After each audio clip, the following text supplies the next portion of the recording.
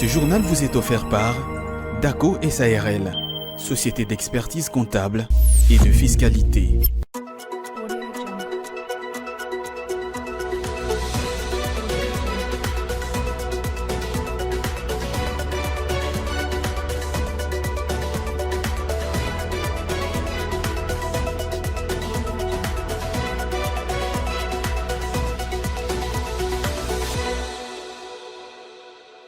Vous êtes sur Ecofin Télévision, mesdames et messieurs, bienvenue dans cette rétrospective des actualités économiques et financières. Débutons justement avec cette information, avec pour thème général le voie de la prospérité, une vision commune de partenariat entre les États-Unis et l'Afrique. Le 17e sommet des affaires États-Unis-Afrique a connu lors justement de son ouverture le lundi 23 juin 2025 un panel spécifique dédié au projet du corridor de Lobito avec comme principal orateur le président de la République, Félix-Antoine Tshisekedi, qui a justement délégué le vice-premier ministre en charge du transport, Jean-Pierre Bemba Gombo, pour la présentation du dit projet, considéré comme évidemment le fondement d'un partenariat stratégique et souverain entre l'Angola, la République démocratique du Congo et la Zambie. Suivez. L'ouverture de ces travaux du 17e sommet des affaires USA-Afrique a connu la participation des sous-chefs d'État africains, une dizaine de chefs de gouvernement, des hauts représentants, une centaine de chefs d'entreprise et une importante délégation américaine du département du commerce extérieur, ouvert par les présidents angolais et présidents en exercice de l'Union africaine. Joao Lourenço, ces travaux ont été marqués par plusieurs panels, dont celui dédié au projet du corridor de Lobito, avec comme principal orateur les présidents de l'RDC, Félix Tshisekedi, présenté comme les fondements d'un partenariat stratégique et souverain entre l'Angola, la Zambie et la République démocratique du Congo. Le projet du corridor de Lobito est soutenu par des partenaires internationaux majeurs comme les États-Unis, via les partenariats pour les infrastructures mondiales. Ce projet veut être, au-delà d'un simple axe logistique, un levier stratégique pour la stabilité, les désenclavements et les développements partagés, particulièrement dans un contexte régional marqué par des tensions sécuritaires persistantes et des tentatives de déstabilisation externe. Pour la République démocratique du Congo, le corridor de Lobito est un atout majeur car il offre un accès direct et vital à l'océan Atlantique via les ports de Lobito en Angola, facilitant l'exportation de ses ressources.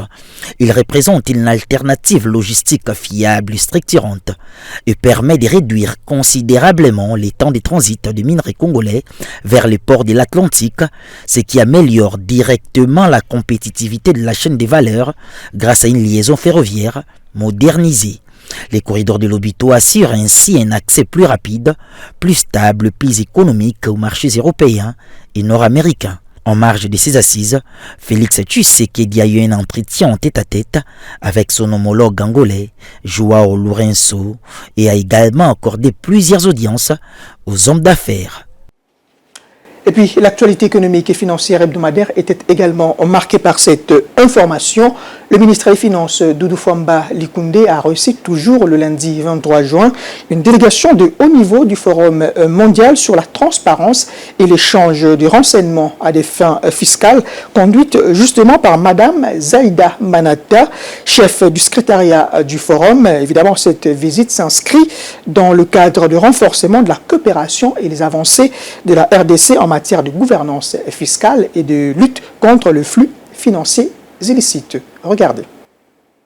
Cette visite hautement symbolique marque une étape importante dans l'engagement de la République démocratique du Congo en faveur d'une gouvernance fiscale plus moderne, plus juste et plus transparente. Sous l'impulsion du chef de l'État Félix-Antoine Tshisekedi, la République démocratique du Congo s'est engagée dans plusieurs réformes depuis son adhésion au Forum mondial en décembre 2023 dans l'optique de lutter contre le flux financier illicite et d'améliorer la mobilisation de ressources nationales. Occasion pour l'argentier national d'annoncer la création prochaine d'une unité opérationnelle de change des renseignements fiscaux dont le cadre juridique sera défini par arrêté ministériel. Zaïda Manata, chef du secrétariat du Forum, a salué les progrès réalisés par la RDC tout en rappelant que le pays fera l'objet d'une évaluation par le PER d'ici 2026. La RDC s'est engagée au Forum mondial en 2023 et le ministre a réaffirmé son engagement pour progresser dans les domaines de la transparence fiscale et l'échange des renseignements.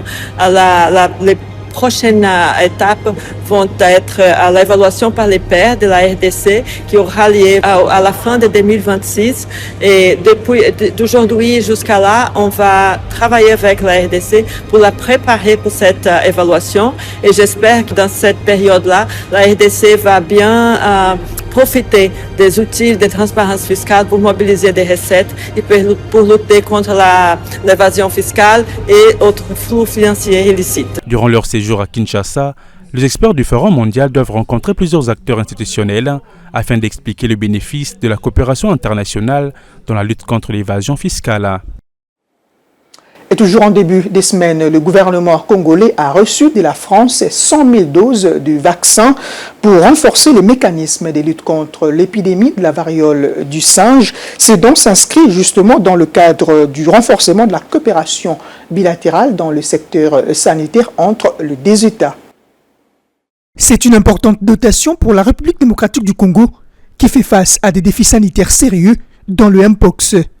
La livraison de ces 100 000 doses de vaccins par la France témoigne ainsi de la volonté de l'Hexagone de renforcer sa coopération bilatérale avec le gouvernement congolais, comme le mentionne le directeur du cabinet du ministre congolais de la Santé publique. Permettez-moi d'exprimer au nom du gouvernement de la République démocratique du Congo notre profonde gratitude à l'endroit du gouvernement et du peuple français pour ce geste qui s'inscrit dans le cadre de la coopération bilatérale renforcée entre nos deux nations. Dans le même ordre d'idées, l'ambassadeur de France accrédité en RDC, Rémi Maréchaux, considère ces gestes comme un signal fort de renforcement des coopérations sanitaires entre les deux États. Les 100 000 doses de vaccins remises aujourd'hui témoignent de notre solidarité, mais aussi de notre vision stratégique d'une coopération sanitaire renforcée.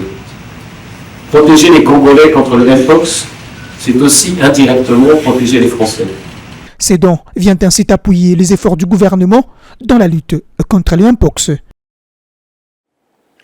La troisième édition du Forum African Tech Invest a été lancée justement le mercredi 25 juin 2025 au Centre culturel de Kinshasa, placé sous le thème « Les entreprises africaines en mouvement ». Ce forum a mis en lumière une Afrique qui non seulement rêve de puissance technologique, mais également qui agit, investit, code, fabrique et influence activement pour bâtir un mouvement continental structuré et audacieux vers la souveraineté numérique, l'industrialisation technologique et une coopération intelligente entre le secteur public et privé.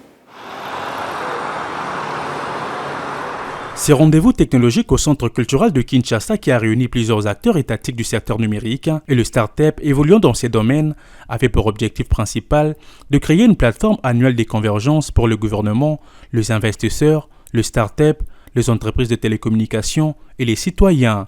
Il s'agit de structurer une souveraineté numérique continentale, c'est-à-dire donner aux pays africains le moyen de maîtriser leurs données, leurs infrastructures critiques, leur modèle de développement numérique dans le respect des réalités locales. Prenant part à ces forums, le président de l'ARPTC Christian Katende a souligné l'importance d'une collaboration étroite entre le start-up et les opérateurs. Aujourd'hui, l'inclusion numérique est accompagnée de développement d'applications qui répondent à des besoins locaux en termes de prise en charge de problématiques et les startups qui les développent ont souvent besoin des opérateurs télécoms pour les diffuser.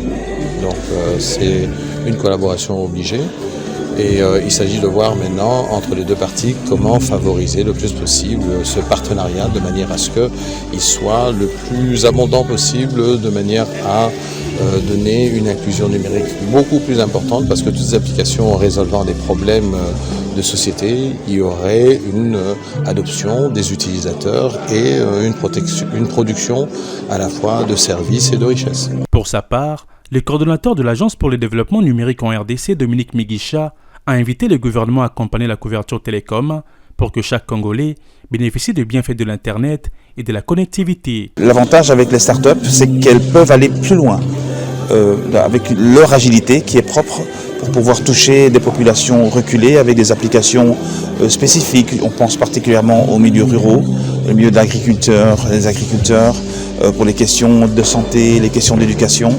Et donc c'est à ce niveau-là que l'État aussi doit faire sa part. C'est le cas sous l'impulsion de son Excellence, Monsieur le Président de la République, Félix-Antoine Tshisekedi Tshilombo, qui a fait en sorte que le Fonds de service universel puisse enfin voir le jour et finalement capter 3% des revenus bruts des opérateurs de télécommunications dans notre pays. Cette troisième édition s'est inscrite dans une dynamique stratégique continentale avec une programmation ambitieuse, inclusive et tournée vers l'action.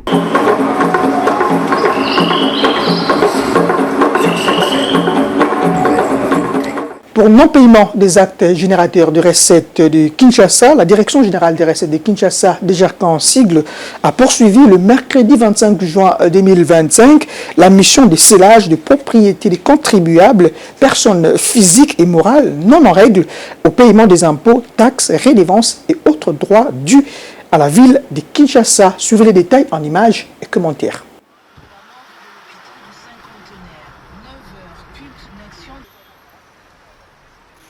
Dans le cadre de la politique anti-coulage prônée par le gouverneur Bumba, les huissiers fiscaux de la régie financière de la capitale ont commencé leur opération par la direction générale de la banque Afriland Festibank, située dans la commune des Gombe, au croisement du boulevard du 30 juin et l'avenue du Haut Commandement.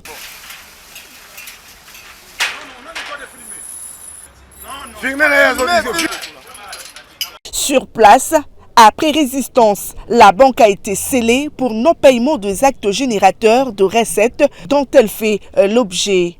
Juste après, les missionnaires se sont rendus dans la commune de Kassavubu où ils ont procédé au scellage d'une maison de vente de pièces de réchange et également une salle de fête située au rond-point Kipwanza, toujours dans la commune de Kassavubu.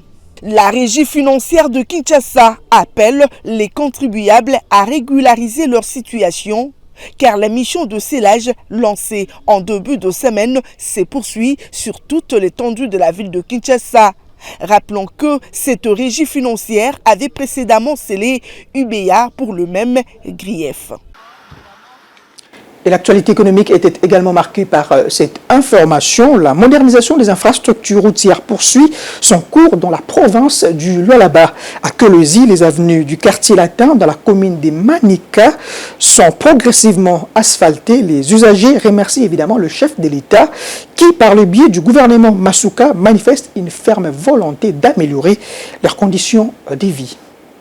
Malgré les nombreux ouvrages inaugurés récemment par les chefs de l'État, Félix-Antoine Tshisekedi, la province du Lualaba continue de se positionner comme un grand chantier à ciel ouvert en matière d'infrastructures. Des bâtiments aux infrastructures routières, rien n'est épargné pour redorer la capitale mondiale du cobalt. Au quartier latin, la gouverneure Fifi Masuka Saini y a initié un projet routier d'envergure. Au moins 18 km des routes seront asphaltées dans ce quartier résidentiel. Certaines avenues, notamment des cimetières, Célébrey, Manika, Kouloumajiba et bien d'autres, ont déjà reçu leur couche d'asphalte.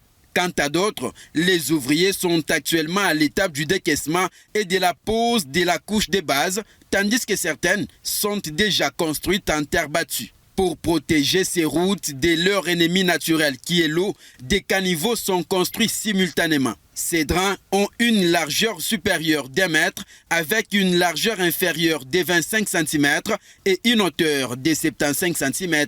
Les usagers ont exprimé leur gratitude envers la chef de l'exécutif provincial, l'encourageant à poursuivre ses efforts de développement de cette partie de la RDC. Tunaanza kuhangaika kupita hii barabara hata kufika hapa ma serikali hapa banatengeneza barabara inakuwa ya bien. Mama vifita muremercier ndio endeleshe kupaka hivi.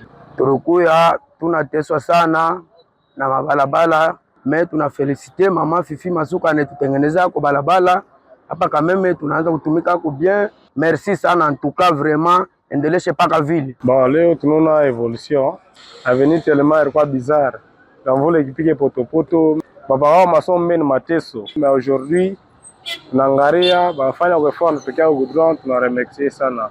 En initiant ces projets, la gouverneure Fifi Masuka Saini entend décongestionner les principales artères et améliorer les conditions de mobilité de ses administrés.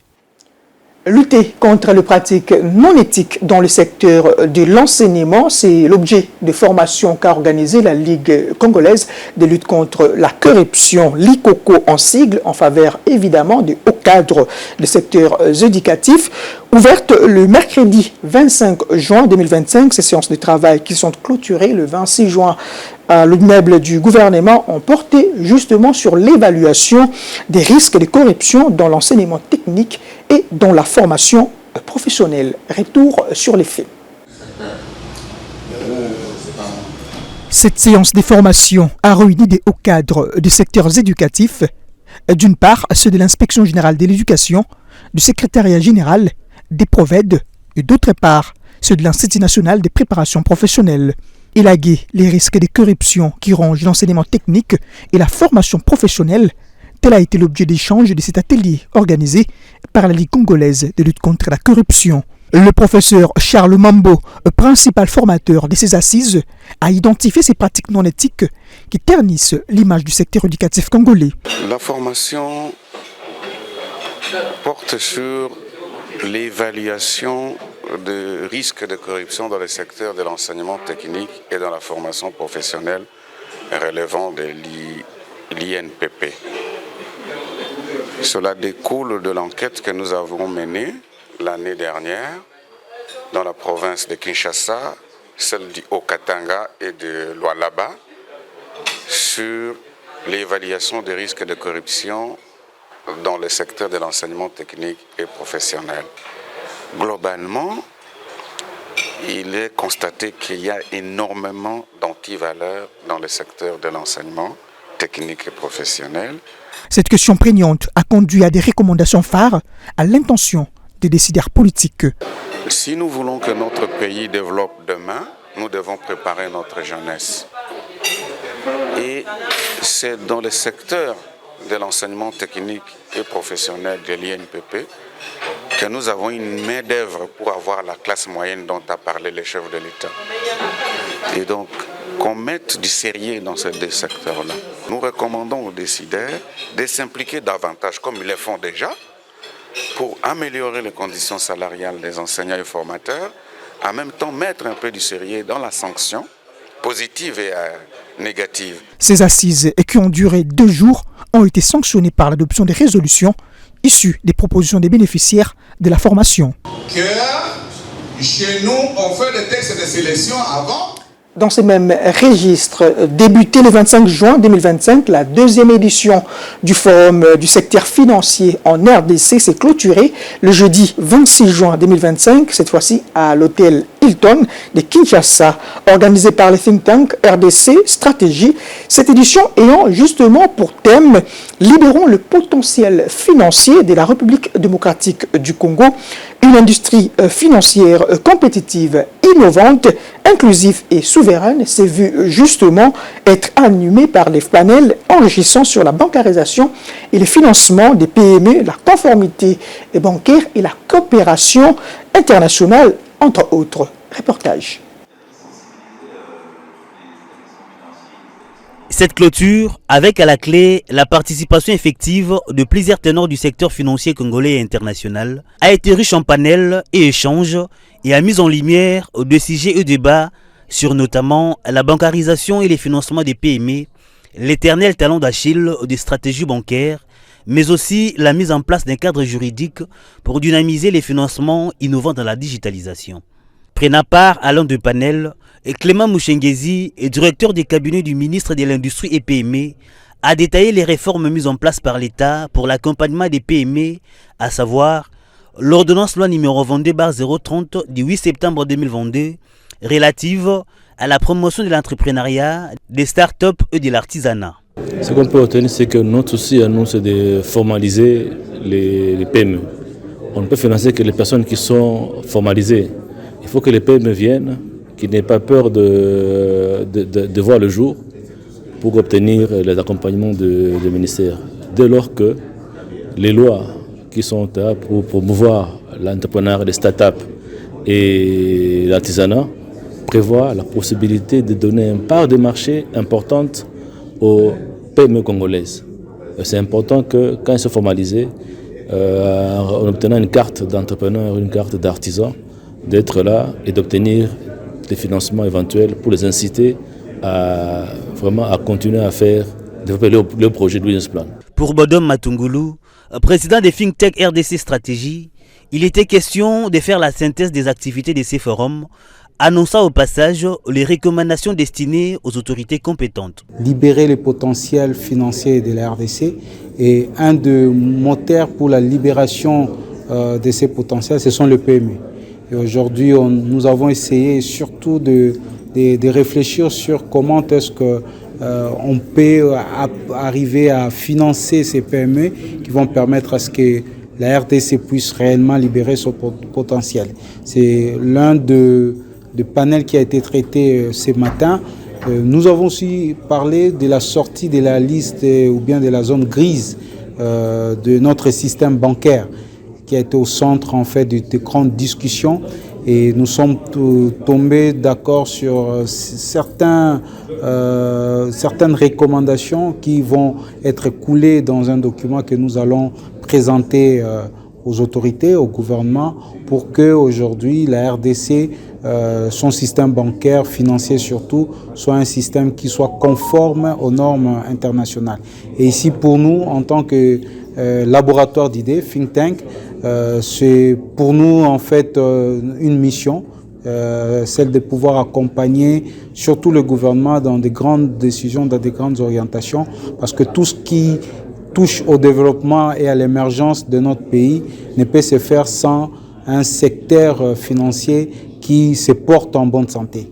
Durant 2 jours, cette édition 2025 des DURC Financial Forum s'est établie comme vecteur de la transformation financière de la RDC en perspective, une aubaine pour les études et les échanges sur l'écosystème financier de la RDC. Parlons des infrastructures, de nouveau dans cette rétrospective des actualités économiques et financières. Le gouvernement provincial poursuit la modernisation du Lualaba, un exemple illustratif, et évidemment les travaux d'un bâtiment en construction derrière le ministère provincial de l'Intérieur. Ces bâtiments de R+5 abritera le bureau de certains ministères et divisions provinciales. Les travaux de construction de la résidence officielle du gouverneur sont à 85% entièrement financés par le gouvernement provincial sous le leadership éclairé de la gouverneure Fifi Masuka Saini. Ces bâtiments de R+5, construits par le gouvernement provincial derrière le ministère provincial de l'Intérieur, abritera les bureaux administratifs des divisions provinciales, quelques ministères, ainsi que les bureaux d'études et laboratoires des ministères provinciaux des infrastructures et de mines. Les travaux, entièrement financés par le gouvernement Masuka, évoluent normalement et l'entrepreneur devra remettre l'ouvrage d'ici peu pour l'utilisation en vue de mettre fin à la longue série de locations. C'est un bâtiment que le gouvernement construit pour doter d'un bon cadre de travail à tous ses services, entre autres quelques ministères et quelques directions qui sont actuellement locataires avec des contrats de bail avec des privés. C'est un chantier dont les travaux sont estimés à 30% actuellement, des grosses œuvres. Nous sommes à R+3 et il nous reste de poser le plancher pour entamer les R+4 et finalement arriver à R+5.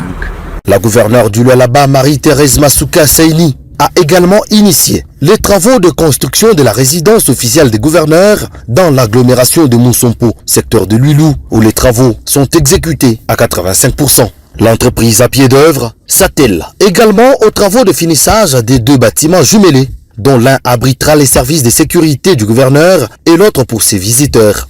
D'autres travaux sont en cours d'exécution. Il s'agit de la construction d'un nouveau palais de congrès répondant aux standards internationaux qui évoluent normalement, mais également l'amphithéâtre et des 2 salles polyvalentes. Ainsi, la gouverneure Masuka Saini Fifi est donc déterminée à léguer aux générations futures des infrastructures à la hauteur des immenses potentialités minières qui regorgent la province du Lualaba. La réhabilitation de la voirie urbaine et la construction des drains dans les quartiers nouvellement habités sont aussi inscrits dans le plan quinquennal du gouvernement Masuka. C'est le cas de le dire. Les travaux qui s'effectuent au quartier, je les cite, des avenues autrefois abandonnées refont peau neuve grâce à la politique de modernisation initiée par l'unique femme, gouverneur de la République démocratique du Congo. Enfin, à l'occasion de la Journée internationale des micro, petites et moyennes entreprises, célébrée le 27 juin de chaque année, l'ANADEC, l'Agence nationale de développement de l'entrepreneuriat congolais, a organisé une journée porte ouverte à la Maison de l'entrepreneuriat et de l'innovation de Kinshasa, placée sous le thème « Entrepreneurs connectés, moteur de la croissance inclusive ». Cet événement avait justement pour objectif de mettre en lumière le rôle de l'ANADEC dans le développement de l'entrepreneuriat congolais et de sensibiliser justement le public aux opportunités offertes. Suivez. La journée porte ouverte organisée ces jours par l'ANADEC, ici à la Maison de l'entrepreneuriat et de l'innovation de Kinshasa, était une occasion pour les entrepreneurs, qu'ils soient débutants ou expérimentés, de se renseigner sur les différents dispositifs mis en place pour les soutenir. Elle a également permis de découvrir les outils, financements et autres ressources disponibles pour les entrepreneurs et les porteurs de projets, mais aussi s'est présentée comme une opportunité de rencontrer d'autres acteurs de l'écosystème entrepreneurial et de nouer des contacts.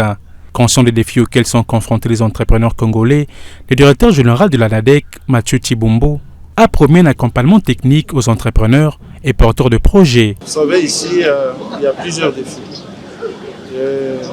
On voit les gens qui sont motivés, qui ont des produits, qui sont déjà pratiquement prêts, mais il manque la matière première. Il manque ce qu'il faut pour conserver la matière première et il manque un peu d'équipement, de base. Alors, nous, l'ANADEC, nous avons pris engagement auprès de ces entrepreneurs et porteurs de projets de les accompagner de manière technique. Parce que c'est la seule façon de les aider. Donc, d'une manière générale, il faut ce renforcement des capacités techniques pour ces entrepreneurs. Il a en outre remercié le gouvernement d'avoir mis en place les structures d'accompagnement de jeunes. Je remercie d'abord le gouvernement, notamment commençant par le président de la République, pour avoir mis en place des structures d'accompagnement au niveau de la promotion de l'entrepreneuriat. Nous avons l'ANADEC d'entrée, mais nous avons également le FOGEC qui est là pour financer les entrepreneurs et les porteurs de projets.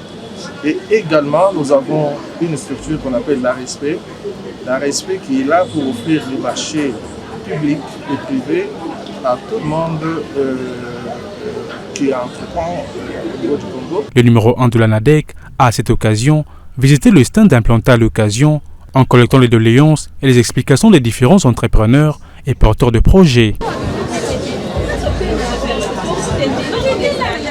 Et voilà qui met fin à cette rétrospective des actualités économiques et financières. Merci mesdames et messieurs de votre attention soutenue.